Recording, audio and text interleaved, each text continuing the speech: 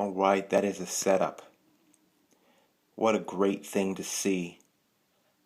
The artifacts of one specific land area. These are incredible. And this is from a distance. We're going to get a close-up. As you all know, it's been a fun thing to get the consolidation of specific ancient Indian sites that I'm able to collect. This happens to be a very private site.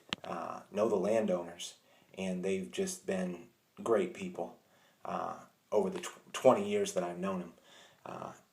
This site is the Cove, and wait till you see this stuff. Of course, there's a couple sites around there that there's points here, as we can see these things.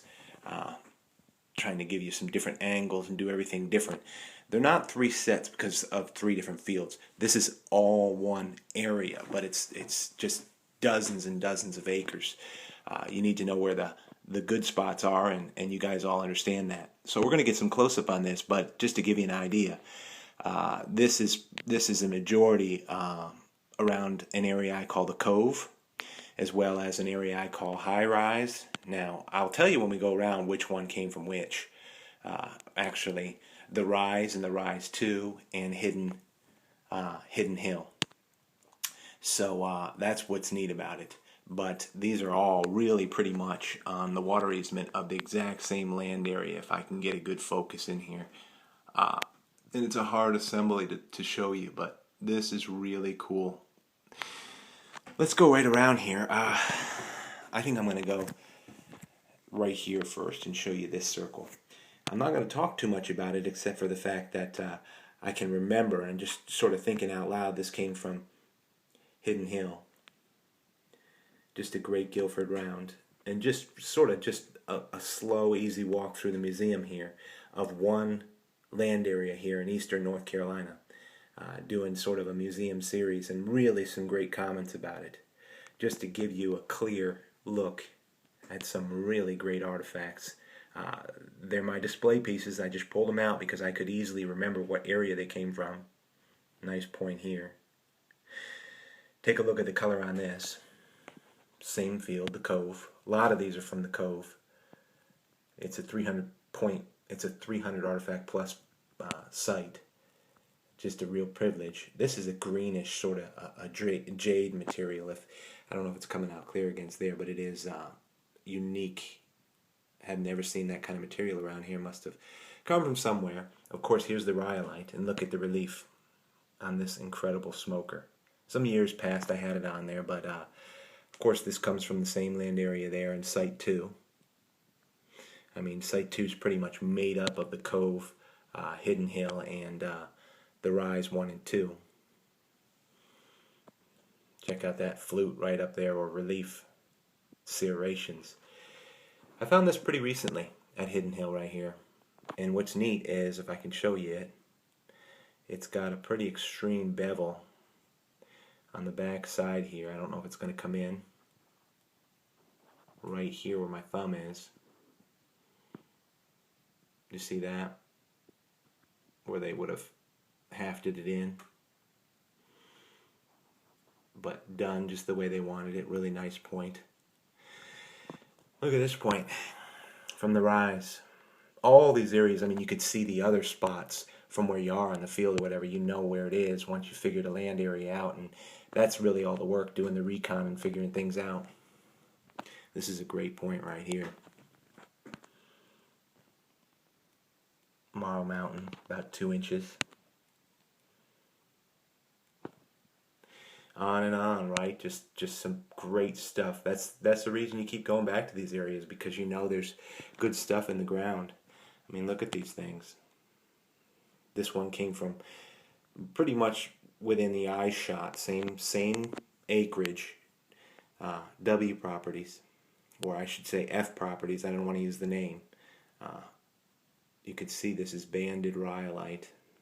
It's hard to see on that side, but you can see the green and the blue. Don't know if the light's going to treat me right on that, and I don't want to take too much of a long time. Just give you a nice slow walk. Look at this piece. Came from the Rise 2. Great Morrow Mountain. 2 in the middle. One from Hidden Hill. It is beveled. It is heavily ground on the backside here. And then a great Guilford Yuma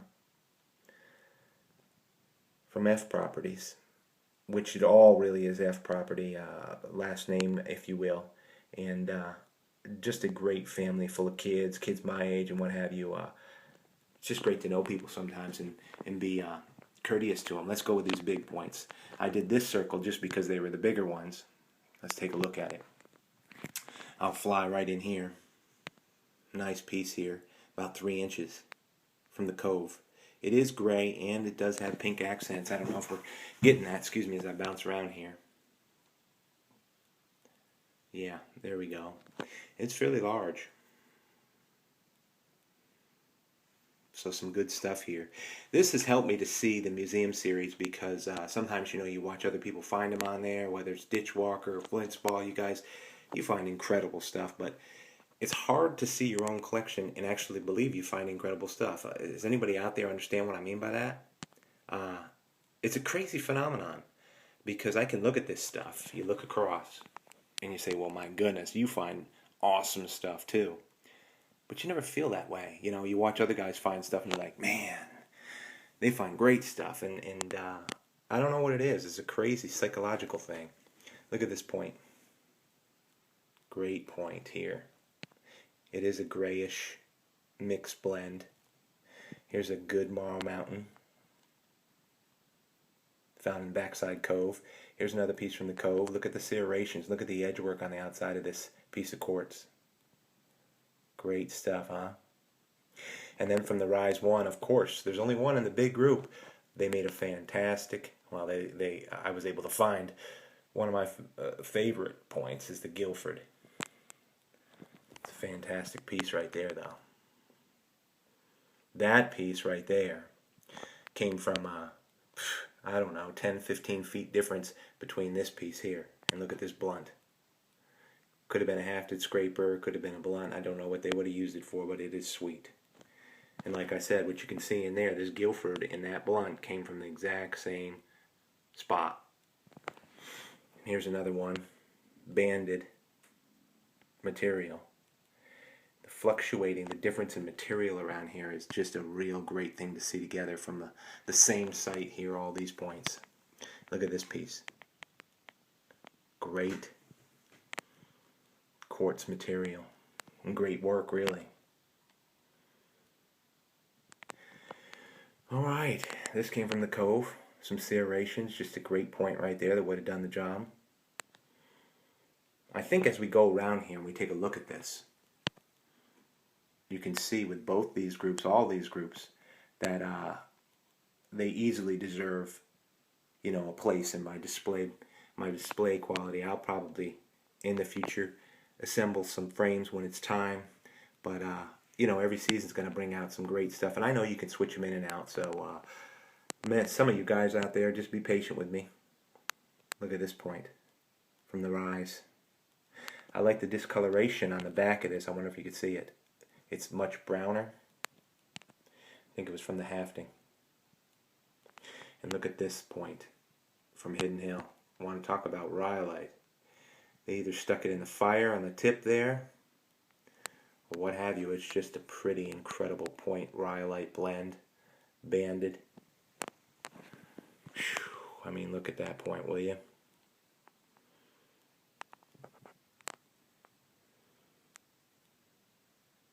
All right, last group, small ones. So who's stuff? Who's favoring small stuff? Because look at this. Just look at this group. My goodness. Let's go right around the clock. We're going to go counterclockwise this time. Starting with this little teeny Guilford. Not little teeny, you know, it's a little over an inch. It's a smoking point though. If I can get the right coloration in here. As we sail around here, look at this material. Hidden Hill. Great piece. These are all about an inch, maybe a little more than an inch, like this one from the Cove. Crazy good point, huh? If I can hold it still enough. And I hope more people watch these museum series just to see some of the collection that you can get from Eastern North Carolina. It's a privilege to make the effort. Look at this little point from the rise. And another piece of crystal from the Cove. Can you imagine, right? And look at this piece from the Cove as well. Quartz. See how that's double notched? Another little piece from Hidden Hill. Sure doesn't bore me. I'm sure some of these museum series have bored some people, but look at this little teeny point. It'll disappear if I put my finger over it. So small. They did some great work small. Piece here from the Cove. This piece here, funny, this piece of rhyolite, I remember I found it right in the same spot as this piece right here. Crazy how you remember those things. Look at the workmanship here of Hidden Hill. These two next pieces are from Hidden Hill, but check this out if I can get my focus working.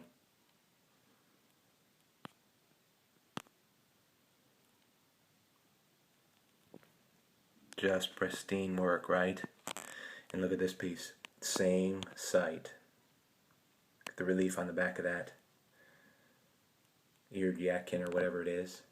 And then, to finish, these two smoking pieces in the middle. Here on Indian Trace. The one on the right is from Hidden Hill, which is this piece.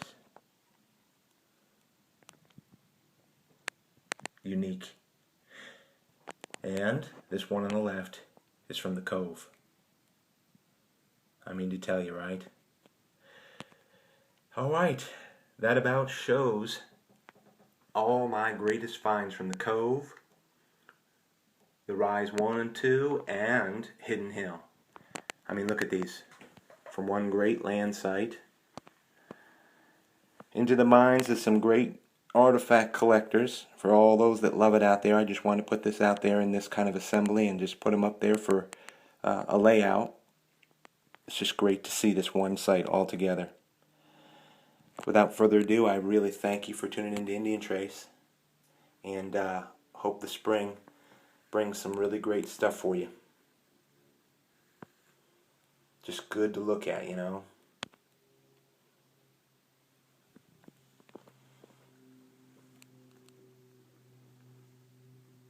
Hope you find out there.